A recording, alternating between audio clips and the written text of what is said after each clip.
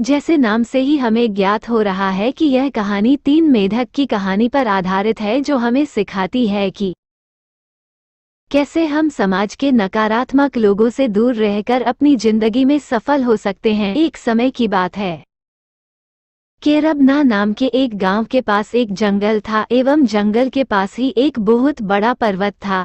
जंगल में मेंढकों का एक झुंड रहा करता था, जो प्रतिदिन जंगल में घूमने जाया करते और बहुत मस्ती करते थे। एक दिन 3 मेंढकों ने शर्त लगाई कि जो इस पर्वत के ऊपर चढ़ जाएगा, उसे हम सभी मिलकर अपने झुंड का राजा बनाएंगे। सभी ने शर्त मंजूर कर ली। एक एक करके तीनों मेढक ऊपर चढ़ने लगे। उनके झुंड के कुछ मेढक नीचे से खड़े होकर देख रहे थे और जोरों से आवाज लगा रहे थे कि पहाड़ इतना ऊंचा है, इस पर चढ़ना असंभव है, ये कोई नहीं कर सकता। मेढक जैसे जैसे ऊपर जा रहे थे, उन्हें सिर्फ यही सुनाई दे रहा था, ये पहाड़ कितना ऊंचा है, इस पर चढ़ना असंभव है, यह कोई नहीं कर सकता। एक मेढक जब ये सुनता है तो नीचे देखता है और उसे डर लगने लगता है। अंततः वह गिर जाता है। मेढक लगातार बोलते जा रहे थे, कितना ऊंचा पहाड़ है, जो गिरेगा वह मर ही जाएगा। तभी दूसरा मेढक नीचे देखता है और चक्कर खाकर वह भी नीचे गिर जाता है।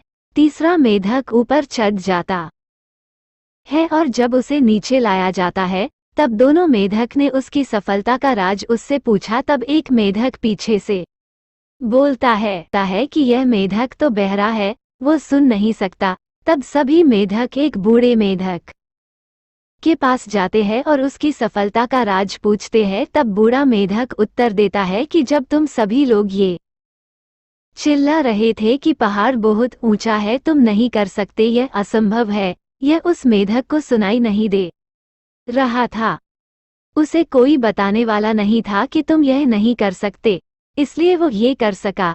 तुम दोनों भी इस पहाड़ पर चढ़ सकते थे, परंतु तुम्हारे कानों में लगातार यह सुनाई दे रहा था कि पहाड़ पर चढ़ना असंभव है, यह कोई नहीं कर सकता। इसलिए तुम दोनों के मन में लगातार यही विचार आने लगे, जिससे कि तुम दोनों विफल हुए।